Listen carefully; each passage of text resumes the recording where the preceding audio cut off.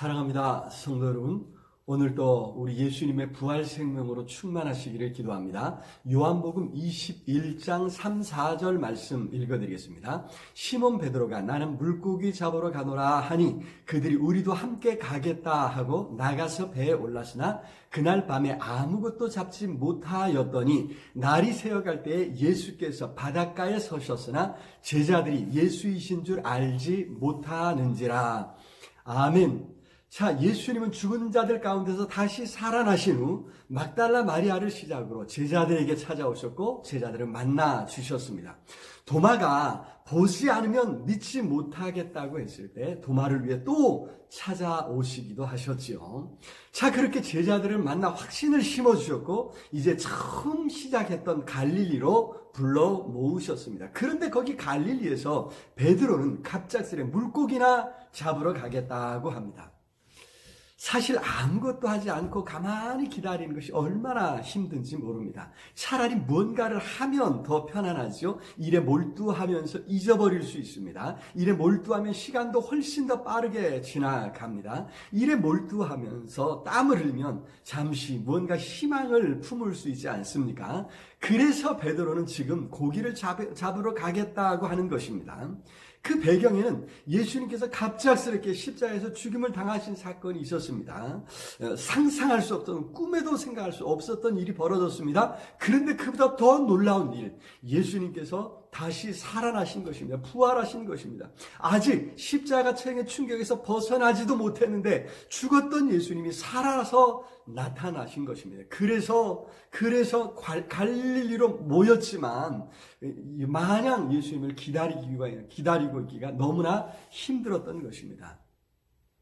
자, 베드로의 꿈과 기대가 한껏 부풀어 올랐다가 무너지기를 반복하고 있는 것입니다. 그러한 상황을 견디지 못하고 이제 물고기나 잡으러 가겠다고 하는 것입니다. 얼마나 그 마음이 혼란스러웠겠습니까? 그런 혼란스러운 상황을 이겨낼 수 없었던 것이죠. 그래서 원래 하던 일, 그물 던지고 물고기 잡는 일로 돌아가려고 하는 것입니다.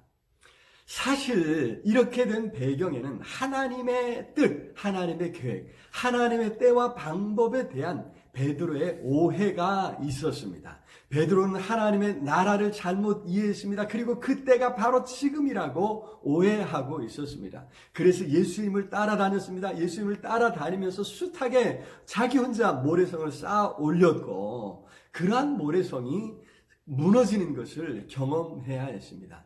그래서 예수님이 곁에 와 계셨어도 알아보지 못하고 있는 것 아닙니까? 이미 자기 마음대로 그려둔 예수님이 있었기 때문에 예수님이 실제 계셨어도 알아보지 못하고 있는 것입니다.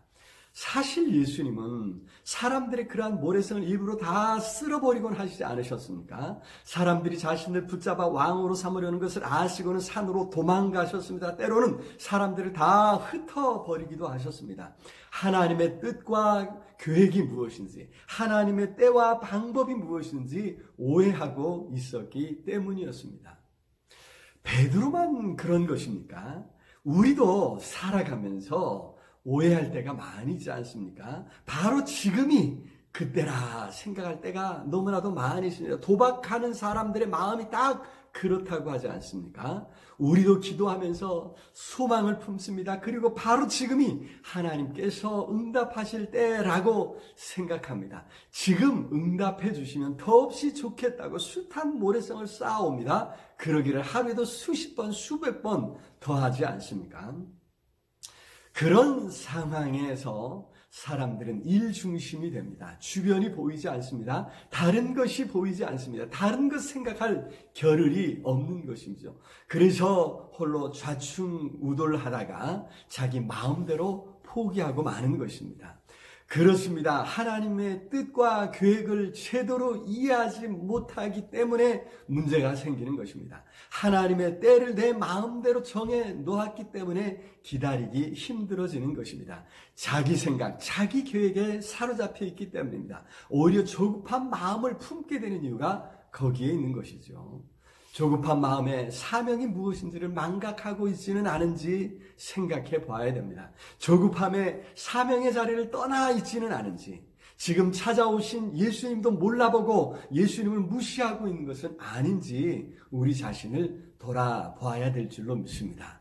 자, 요한복음 마지막 장이죠. 결론에 도달했습니다. 요한복음에서 예수님은 어떤 분이셨습니까? 이제 그 예수님이 보이기 시작하시나요? 성경이 가르쳐주는 바로 그 분을 예수님으로 우리가 알고 그 예수님과 함께 가며 예수님께 온전히 순종하며 살아가야 될 줄로 믿습니다. 오늘도 성령께서 함께 하시고 깨닫게 하시고 도와주실 줄로 믿습니다. 사랑의 주님 참으로 감사합니다. 때로 내 생각, 내 계획에 사로잡혀 예수님을 놓쳐버리고 예수님을 무시할 때가 너무나도 많이 있었음을 고백합니다. 성령 하나님 오늘도 찾아와 주셔서 깨닫게 하시고 오직 예수님 바라보며 예수님께 순종하며 예수님과 함께 갈 수 있도록 주여 붙들어 주시옵소서. 예수 그리스도 이름으로 기도드리옵나이다. 아멘.